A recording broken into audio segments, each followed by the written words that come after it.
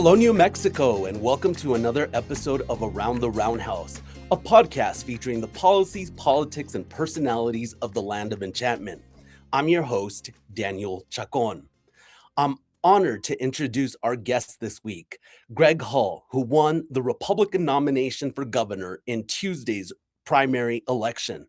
A former three-term mayor of Rio Rancho, Mr. Hull clinched the nomination with 47% of the vote, beating businessman Doug Turner and cannabis entrepreneur Doug Rodriguez in a competitive three-way primary. Mr. Hull will face Democrat Deb Haaland, a former congresswoman and U.S. Interior Secretary, in the November general election, a race that is certain to garner national attention as Haaland seeks to become the first Native American woman to serve as governor. Mr. Hull, thank you for joining us, and obviously congratulations on your win.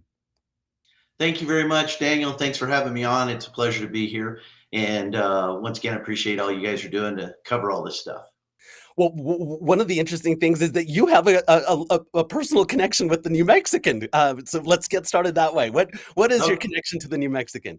So years and years and years ago, when I first moved to Santa Fe and we were getting our start in New Mexico to make ends meet, I was one of your guys' paper boys. So we'd get up every morning early, drive over, get our stacks of papers, fold them, rubber band them, and if it was raining, we'd have to bag them. And off on my paper route I went, and as a matter of fact, it was the morning that my first child was born there in August of 1987. We actually went out through the paper route. My wife went into labor, and we went to the hospital and had a baby. And then the next morning she wasn't with me that time, but the next morning I was throwing the paper route again. Well, it's nice to have something in common with the Republican nominee for governor. Mr. Hull, take us back to Tuesday night and what was going through your mind when you were declared the winner. Well, obviously it was very exciting and humbling at the same time. You put yourself out there and you're out talking to people and you're out trying to bring a message to the state of New Mexico about what you want to do, and you hope that that's going to resonate with the people that are going to get out and vote. And I'm one of these guys that I've run 3 elections prior to this one. This is the 4th one, where no matter how soundly we thought we were doing or how sure we were that we were going to win, we never took it for granted. Every step we take, right up to the last minute, 7 p.m. when that final vote is cast, we're focused on making sure that we're speaking to every voter that we can until those polls close. And as you know, I embarked on this journey well over a year ago when I first announced back in April of last year. And there's been a lot of grassroots campaigning. And I got to tell you, I was very surprised. We're starting to analyze some of the numbers, how well we did in northern New Mexico. But, I wanted to make sure that we were talking to the people in northern New Mexico. So we made a lot of trips up there and we talked to a lot of people. And we were sometimes people really questioned what we were doing. Like we were the only Republican candidate in some of the parades. And I said, look, I'm not here to talk about Republican and Democrat. I'm here to talk to New Mexicans and what they want to see happen in their state. And I showed up in parades in Dulce and Espanola and Mora and Las Vegas, anywhere we could get in and hand people some information and talk to them. That's what we wanted to do. So never took it for granted. So at the end of the night, when they finally made the declaration, obviously we were very excited, but humbled at the same time. Okay. Mr. Hull, let's talk about the reality of the November general election. Deb Haaland has an advantage in voter registration in New Mexico, and she's coming off an overwhelming primary victory and will likely have a lot of money behind her. How do you plan to make this race competitive? Well, once again, I'm going to do the same thing, take the same approach. We're going to move around the state. We're going to talk to a lot of people, and we're going to get our message out there. Because in this last primary election, we showed that our message won over money. And I think at the end of the day, you can throw a lot of money, you can buy a lot of advertising, and but what I think what people want to hear is, what is your message? And we're just going to run on our resume, and we're going to continue to point out the things that we've done in Rio Rancho the last 12 years, and the way that I've been involved in other organizations across the state, trying to help not just the people of Rio Rancho, but people all over the state through the New Mexico Mayor's Caucus and through the Mid-Region Council of Governments and through the Municipal League. All of these areas, that's why you saw so many mayors across the state that came out and endorsed our candidacy, is because I've worked with mayors from every corner of the state, and that's my commitment, is to work with every community to solve their issues on a ground level inside the community. And a lot of mayors agree with me across the state that we get lost in the conversation when the legislature is in session, and it's more about what the legislature in the Roundhouse wants to do, as opposed to what's actually best for our communities. And so having a voice in that Roundhouse is so critical. But at the same point in time, having somebody that I think that has had the experience of that municipal leadership is going to be critical to understanding the issues that we're facing inside of our communities. Well, kind of on that point, what is your message to voters? What is your pitch?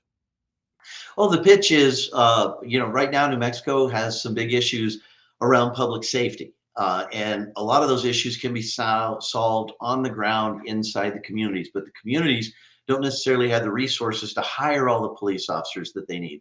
They don't necessarily have all the resources they need to be competitive in pay to keep their police officers. Sometimes, the state police will raise their rates, and that's easy to grab people from the smaller agencies that can't necessarily afford to compete with that.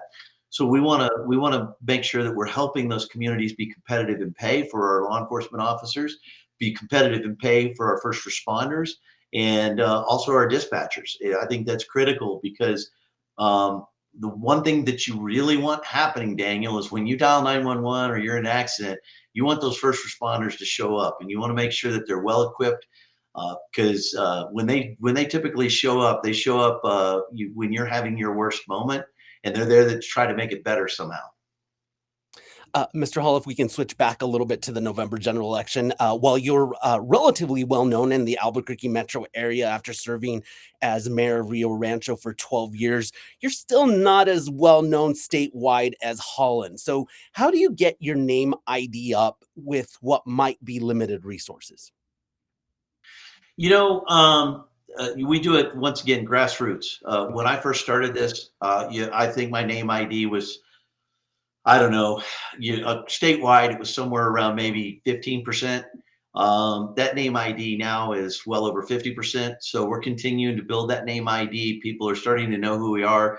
And quite frankly, now with having two nominees out there, people are doing the real research. They're looking this up. We're getting numerous hits on the internet site. We're overnight, overnight, our Facebook following jumped up 600 followers overnight. And after the primary election was over. And we're going to continue to push the digital media. We're going to continue to push our message, and we're going to continue to run radio ads. And but most importantly, Daniel, we're going to be on the ground meeting with people around the state and talking to people. And I think that's what really resonated in the primary. Sir, I know that you've been in touch, or they've reached out to you, the Republican Governors Association. But how do you persuade the RGA and perhaps the National Republican Party to get involved in the governor's race and support your candidacy when it seems like much of the effort is behind getting Greg Cunningham elected to New Mexico's second congressional district? Well, I think that's going to be a huge priority for them. But on the RGA side, on the Republican Governors Association side, they really tend to throw their support in to try to help Republican governors get elected. And so, in this particular case, I will, be meeting with them, and we'll be talking about strategies, and we'll be talking about potential help and assistance that might come from some of their various different relationships. And I just, I can't speak for any of them just yet, but we'll know more about that after I meet with them next week. And we've got that on the calendar, and we're supposed to meet with them and just kind of talk about uh, some of the issues that not only we're facing, but some of the other border states are facing, and just have those conversations. I think they'll get engaged, and I think they'll look at what we've done. They'll look at our grassroots movement, and I think it's attractive, and I think it'll be something that they'll want to be a part of. Daniel, we've received phone calls from people across the state that have said, "Hey, we're on board with you. You know, we went through the primary. That's just a process we go through. Now let's just all band together and figure out how we can help Gregg Hull win this campaign."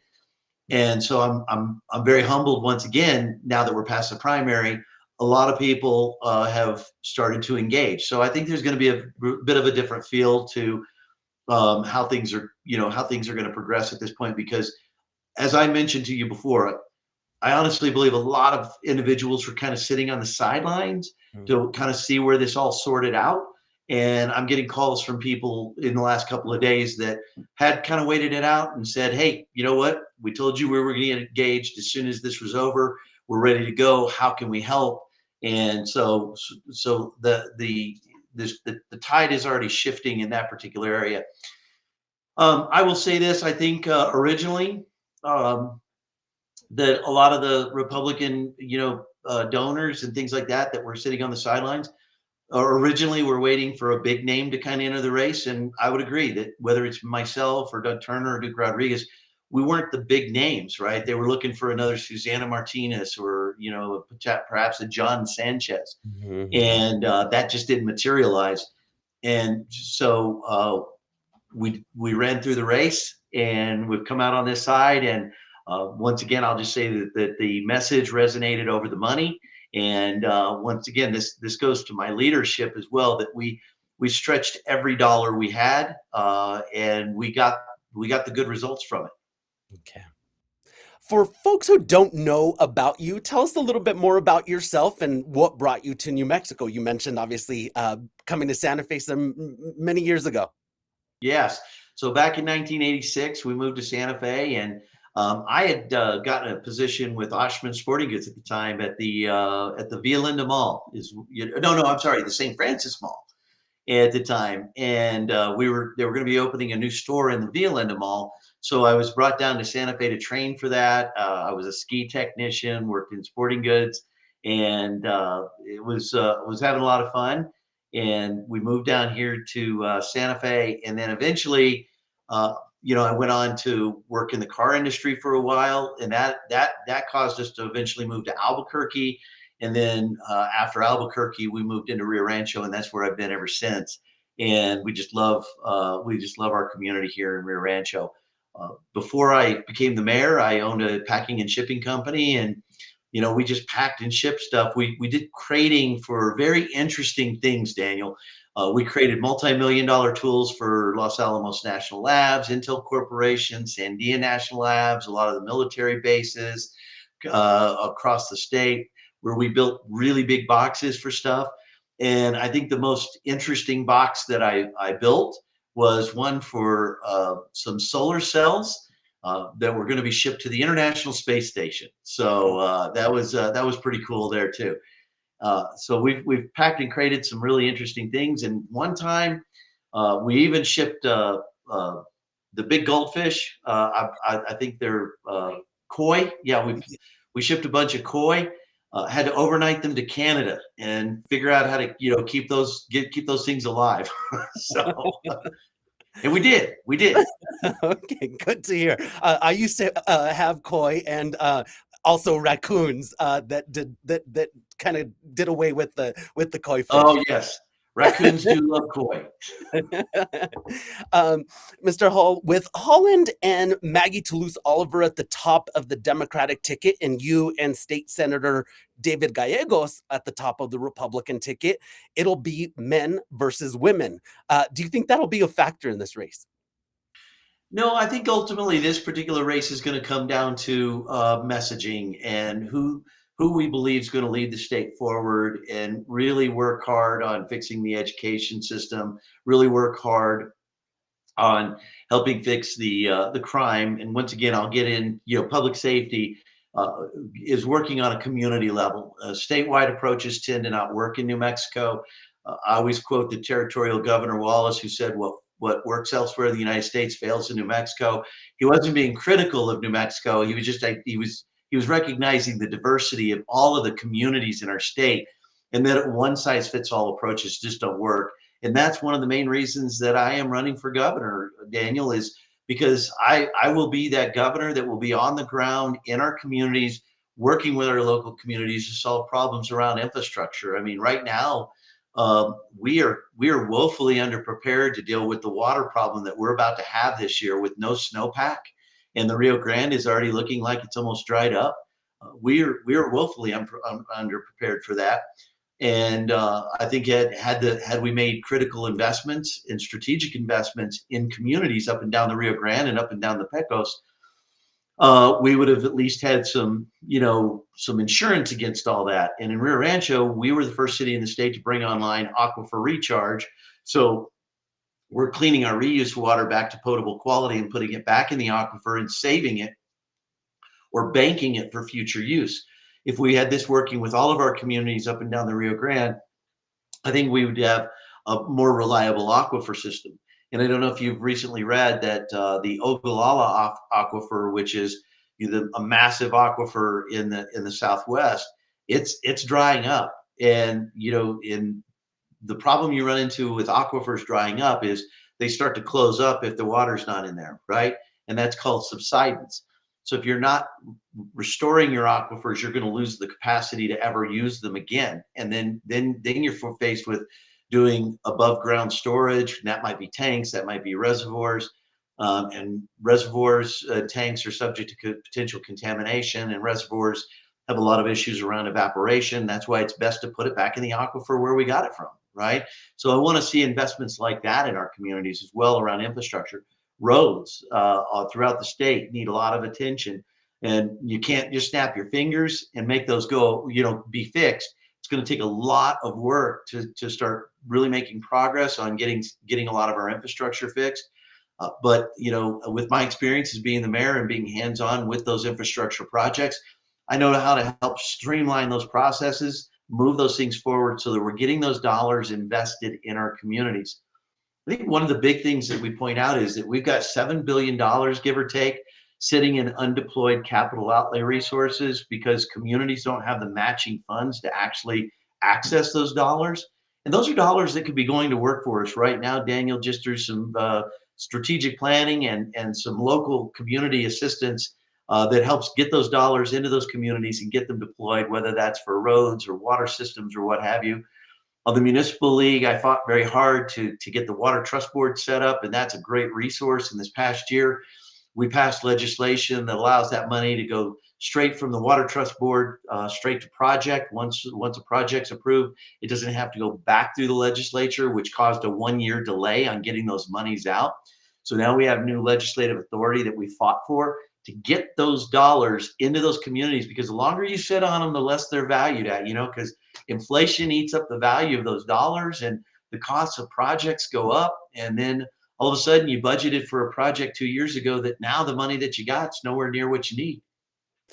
Mr. Hull, we have been writing and writing about the outstanding or unspent capital outlay money in New Mexico. And as you mentioned, it is at close to $7 billion. We've heard that there's going to be some changes. We'll see if they are actually implemented. Sir, I wanted to ask you, polling right before or leading up to the primary election showed Doug Turner kind of catching up to you. Were you worried at any point that Mr. Turner was going to beat you? I really wasn't, but we took it very seriously. We take every poll very seriously. I know a lot of people will tend to dismiss polls, but we had some different numbers and we had some different information based on what we were seeing, and it wasn't a poll that we paid for. But the data that we were reaching out and we're grabbing, the things that we were seeing happening really indicated that we were still going to hang on to the 10-point lead that we had been enjoying the entire campaign, right? From the first Emerson poll to the was it the Rio Grande Foundation? Was it Paul Gessing's poll that the Journal put out? Both of those polls gave us double-digit leads, and we felt that the having the Ronchetti poll come out just a week and a half before Election Day was a little bit close. And they were also predicating some of those numbers based on the fact that they thought that everything was going to go real negative in the last week, and it didn't. And I want to commend my opponents for running good campaigns. I want to say thank you, because we did an issues-based campaign, and we respected each other. And at the end of the day, it came down to messaging. And as I've mentioned to you, and I've said on the record, I'm committed to running an issues-based campaign based on the issues of New Mexico, and not personal histories or attacking families. I just don't see the value in that. At the end of the day, New Mexicans want results. At the end of the day, people want to feel safe. They want to have good opportunity. They want their kids to get a great education, and they want their kids to have opportunities. And they want to be able to afford to feed their families. So all those things being said, Daniel, those are the things that are resonating with New Mexico. Those were the messages that I was on. And I sharpened that message up really good at the end there when we came into the last 6-7 days, because I didn't know if things were going to get negative. But I knew that I needed my message to be sharp and louder, so that if it did go negative, that our message would resonate despite any negativity, and hopefully hold back any of those advances.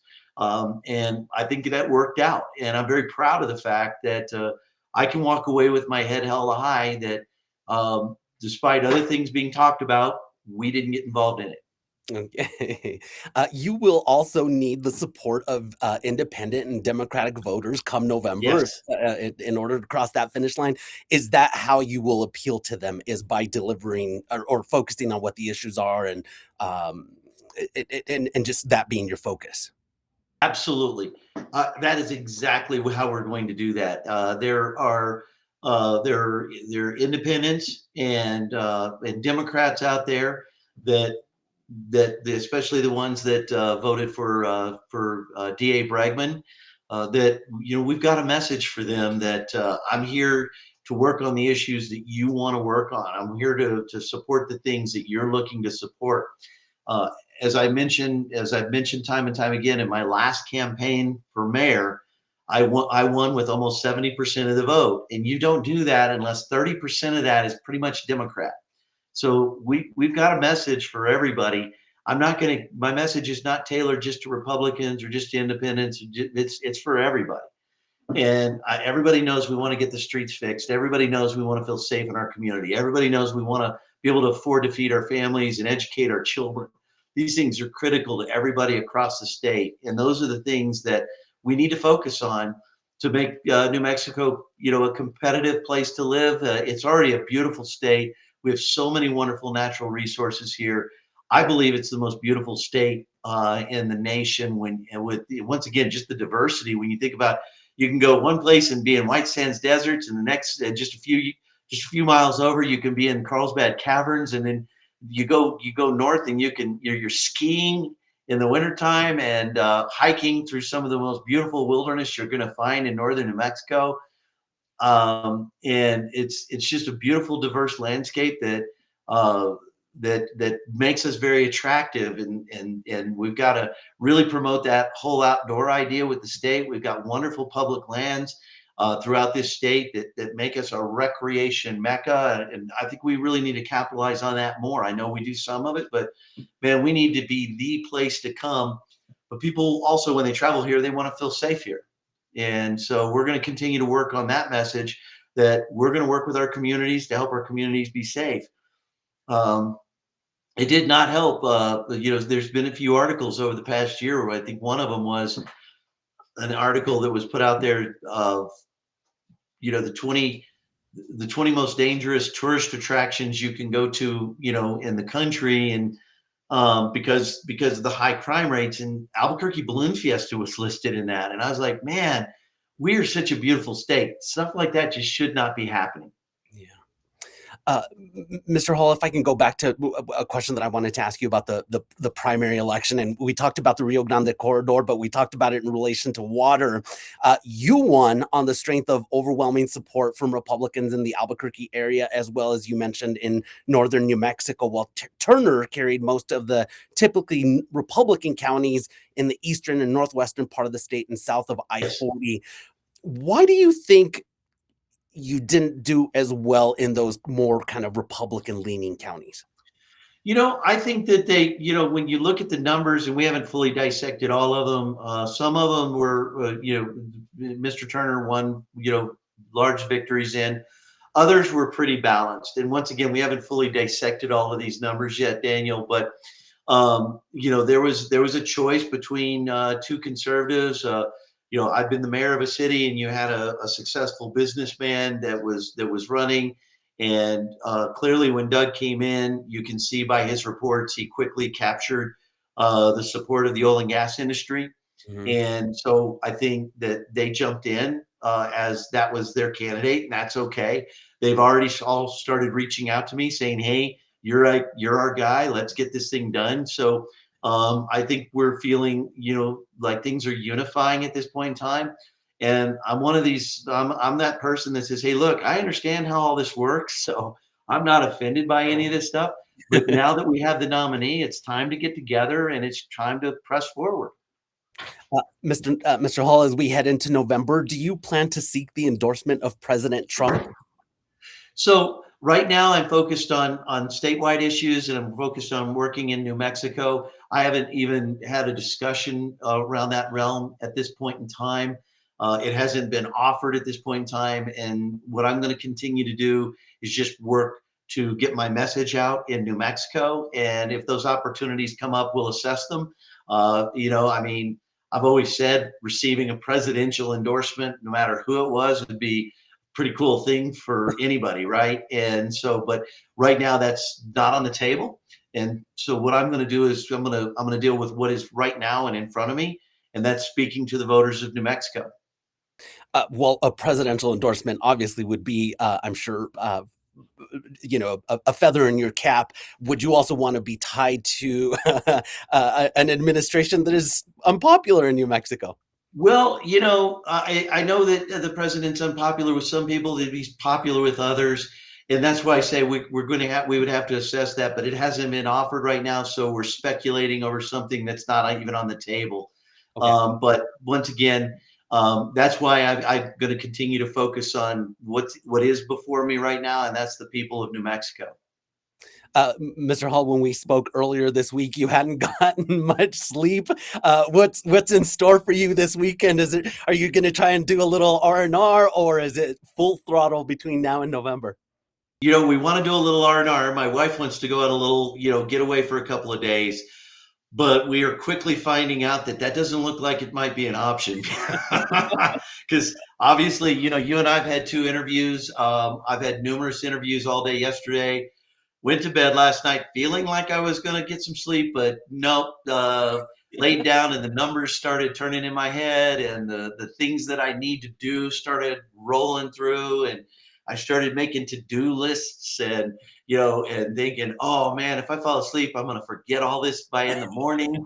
you know, and you're trying to capture your thoughts, and of course, my wife's like, "You got to stop fidgeting. I'm trying to sleep," and I'm like, "Yeah, I know." So but bless her heart, she stands by me no matter what, and I love her to death. And I love my family, and I'm just grateful for each and every one of them and the way they support me in these endeavors. And Daniel, these things, you go out and you say, "Hey, I want to be a public servant. I want to help my state." And unfortunately, the family gets drug into that, even though I'm the one that says, "Hey, I think we should serve our community." The family gets drug into it, and it can be hard on them. And Yeah. so you gotta be there for them when things get hard. Okay.